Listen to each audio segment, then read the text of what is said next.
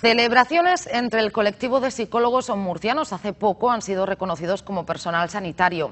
Ahora reivindican tener más presencia en los centros de atención primaria y en los hospitales.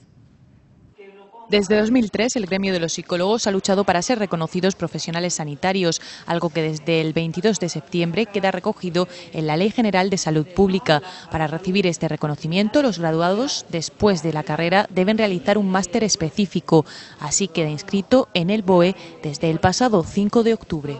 Por ejemplo, si abrían un gabinete, si abrían una consulta a nivel privado, pues realmente trabajaban de manera habitual en temas sanitarios, es decir, que trabajaban con las personas que acudían a su consulta para mejorar su estado general de salud psicológica, ¿no? Su estado emocional. Al no ser reconocida la psicología como profesión sanitaria, pues se quedaba el psicólogo pudiendo hacer esas funciones, pero sin el reconocimiento de que ese trabajo suponía una mejora para la salud.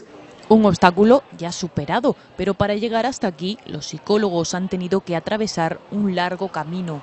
Ha habido varias concentraciones y manifestaciones grandes en Madrid. También hicimos varias manifestaciones, recuerdo el 11 de noviembre justo del año pasado, en todas las facultades de psicología se hizo un paro, se vinieron también a las delegaciones de gobierno para presentar nuestras quejas.